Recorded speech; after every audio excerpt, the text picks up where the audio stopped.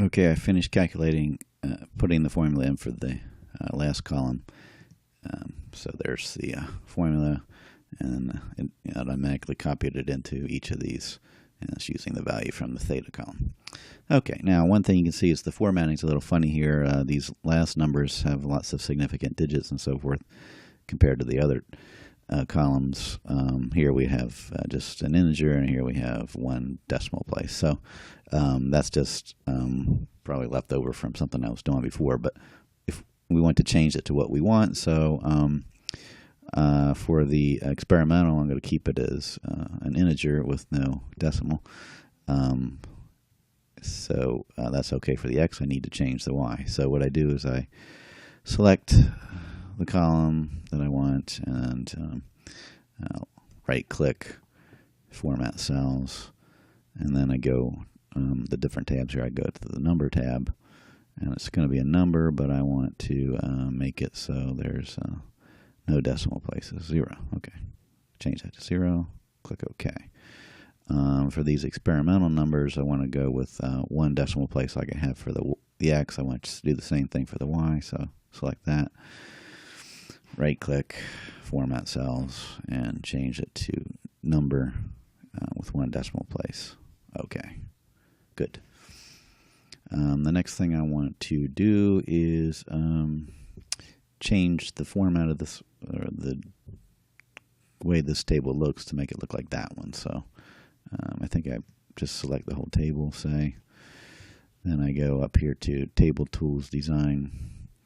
And here you can see the table styles. That's what I want to change, the style. Click on that arrow, and I think this is the one I used for the left side. Yeah, that looks pretty good. Okay, one thing, and also I want to adjust the width of the columns. So let's say I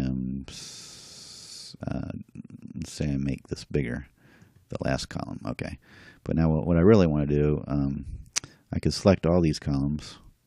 And then if I double click on one of these separators, it will adjust them so each column is the width that's big enough to show what's in that column. So that's normally what I would want to do. That looks pretty good. But now let's say I want to make the columns slightly bigger. So again, I can select all the columns that I want to adjust, and I want them to be uniform in width instead of different in width. So if I select all the columns and then I drag one of these separators to make this a little bit bigger, they'll all be adjusted to be bigger by the same amount. There we go. Okay, that's what I like. Now let's start. Let's add the title here and caption. So to do that, I'm using a text box. So insert up here, and then go to text box over here, and then you just drag it like that, and then you start typing what you want it to say. I'm not going to do the whole thing, so that's that. And then I do another one down here. Oops, I have to go up here and do insert table again, but I'm not going to do that because it's clear how you do that. Okay, and then the next thing I want to do is make a graph. So here in this graph that I created before, I was plotting the m sub x, both theoretical and the experimental, versus theta. So I have two different plots here. One, the experimental, are plotted as the blue dots, and the theoretical is plotted as an orange line.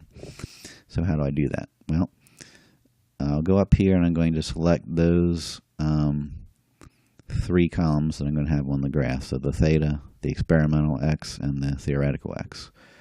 So first two I can just drag like that, and then I have to do a control click to add this column over here.